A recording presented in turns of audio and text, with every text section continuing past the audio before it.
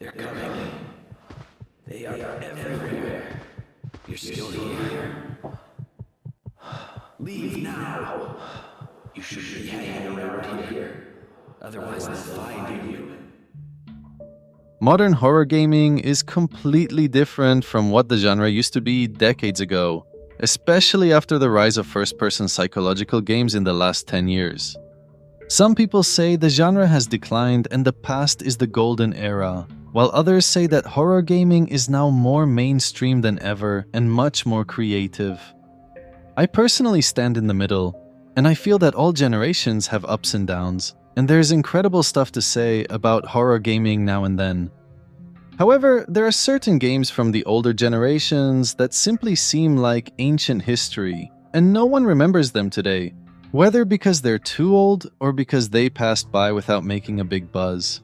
This is why today I want to talk about some of these horror titles that I believe only horror veterans and legends still remember, and some even still play on their old consoles or emulators on PC. So without further ado, let's start. I'm tired of traveling, or fighting superstition and its many manifestations. Even though it was me who chose to debunk folklore and mysticism. Little did I know I'd end up being labeled as Patrick Galloway, the man with endless occult knowledge. Before I knew it, people all over the world paid me to investigate all kinds of weird things. Many people recognize Electronic Arts with games like Battlefield, Need for Speed, and Crysis. But before all of this, there was a horror game that I'm literally positive only a few of you remember.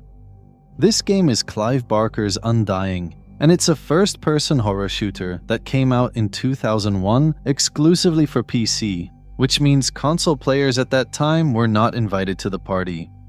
The story follows Irish paranormal investigator Patrick Galloway, who is summoned in 1920s Ireland to Blackwood Manor, the estate of his friend Jeremiah Covenant.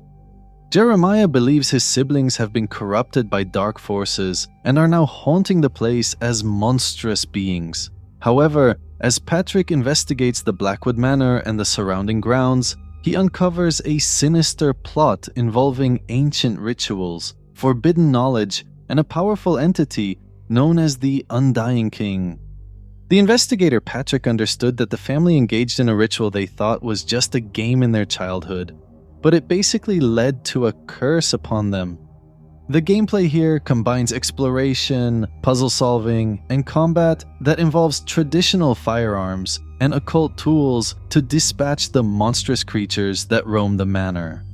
But gameplay aside, the atmosphere is really scary and immerses you in the eerie history of the mansion, especially since the story is much deeper than you think and there's a plot twist involving your friend Jeremiah. They're called howlers, and while I've never seen one before tonight, I've heard of them for years. Those weren't natural, my friend. We're fighting more than superstitions here. In my opinion, this is one of the best first-person horror games in the 2000s generation, and I genuinely believe a remake with modern visuals would be insane. If you remember this game, let me know in the comments below, because I feel it's a mystery for 99% of modern gamers.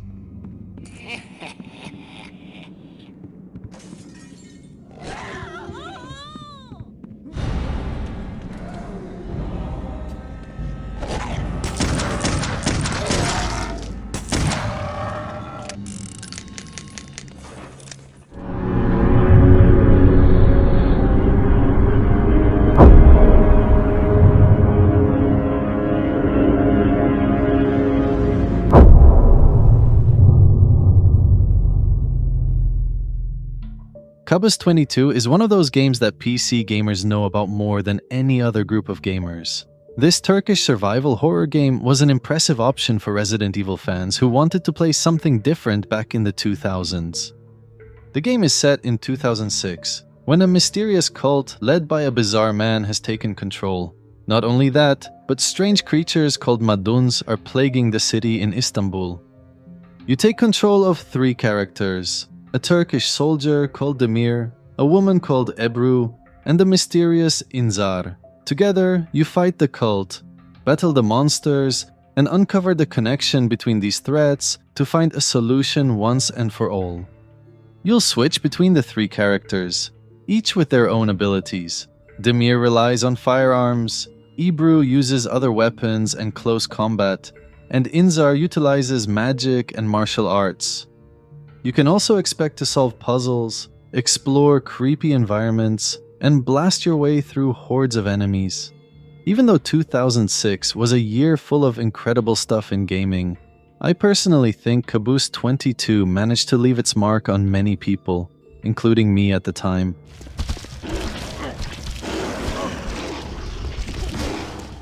If you still remember it, let me know in the comments below.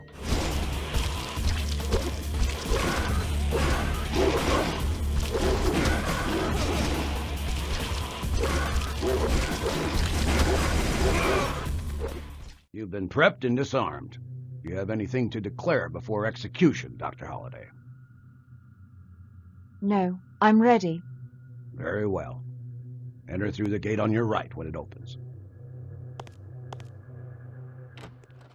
Most of you are probably familiar with the Blair Witch game that came out in 2019, which was a first-person psychological journey into the depths of the woods.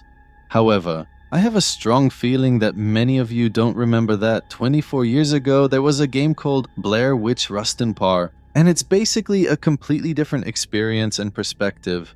In this bizarre world, you take on the role of Elspeth Holliday, a research scientist working for a government agency called Spook House that investigates paranormal occurrences. The timeline here is 1941, and Holliday is sent to Burkittsville, Maryland to investigate the legend of the Blair Witch, but this is not similar to the movie's protagonists because Holliday here goes in alone, skeptical of the supernatural but determined to discover the truth.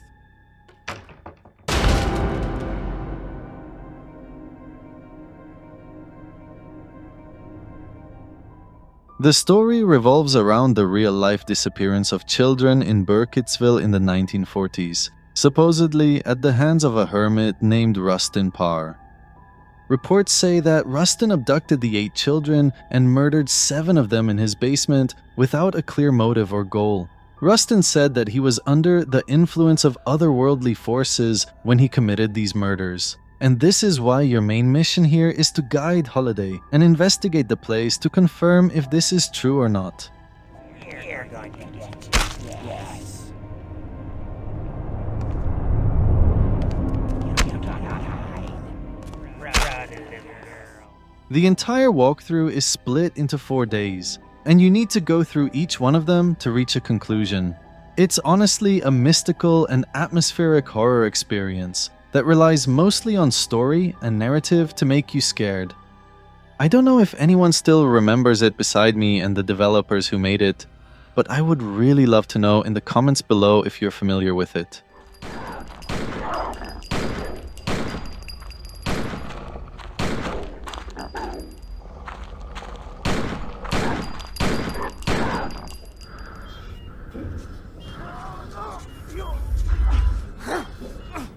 Welcome back. Do you know your name?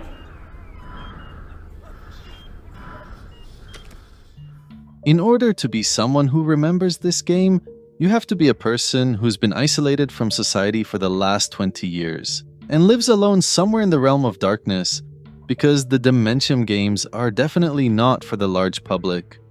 The original game came out in 2007 and took place in a psychiatric ward, while the second one came out in 2010 and basically starts with the same theme.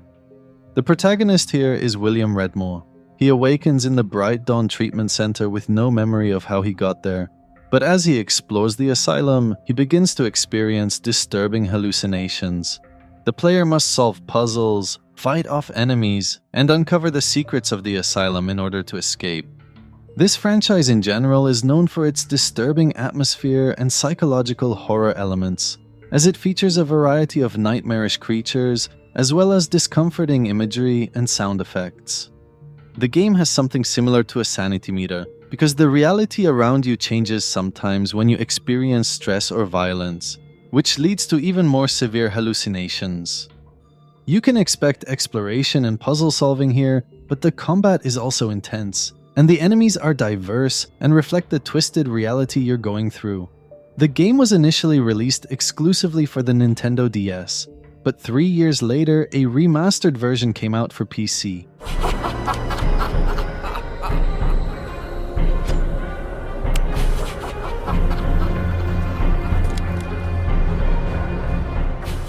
As far as I know, it became a forgotten history after a short time of its release, because those years were crowded with insane games that stole all the spotlight. I believe Nintendo 3DS players are most likely the ones who remember it the most.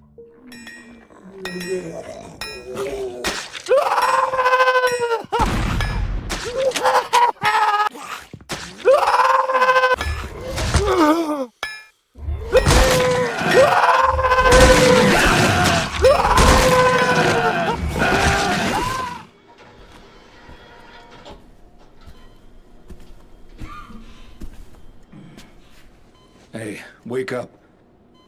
You're our last chance.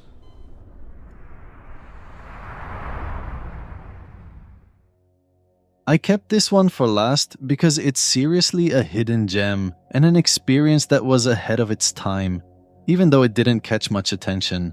This 2004 Xbox exclusive was something that made the console special at the time, but some people didn't realize it until years later. The story here revolves generally around a hidden complex that was discovered deep under Japan. This discovery brings to light something called the Talan, a mysterious race dwelling there under the guidance of a mysterious entity known as Nexus. In order to study the Talan and maintain a fragile peace, humans have built a research facility guarded by soldiers. Our story begins with a man called Derek Cole awakening in a recovery facility near the site and his past being a complete blank.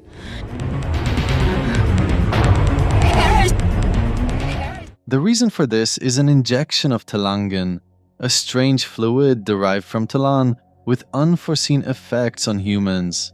As war erupts between humans and Talan, Derek finds himself caught in the middle, unwelcome by both sides. However, an unknown destiny awaits him, one that could hold the key to the future for both races. Breakdown is a first-person action game, but it's not your typical shooter.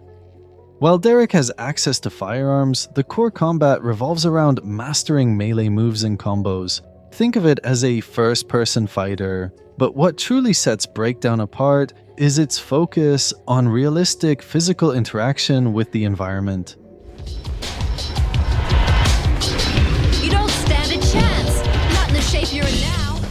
To pick up ammo, operate objects, or even restore Derek's health by eating, you need to physically move your controllers, mimicking real-life movements. It's really an insane game for its time, and I'm pretty sure the owners of the original Xbox are the ones who have a higher chance of remembering it. If you're one of those people, let me know in the comments below. We're history if we stick around here. Move it, soldier!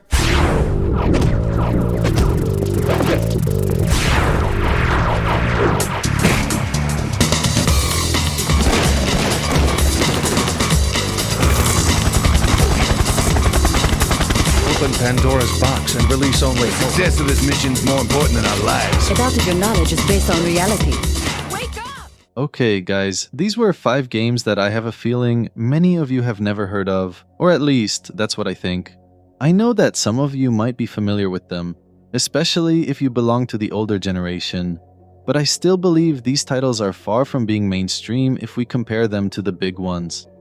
I avoided mentioning games like The Suffering, Koan, and Condemned because I'm positive they're much more popular, and we've already talked about them a lot on this channel. Tell me in the comments below if you really know these games, and please be honest, because I want to see if they're still recognizable or not. I would also love to know about some forgotten games that you know about, because I'm planning to make more videos about classic horror games like this. Anyway, give this video a like if you loved it, and I'll see you very soon.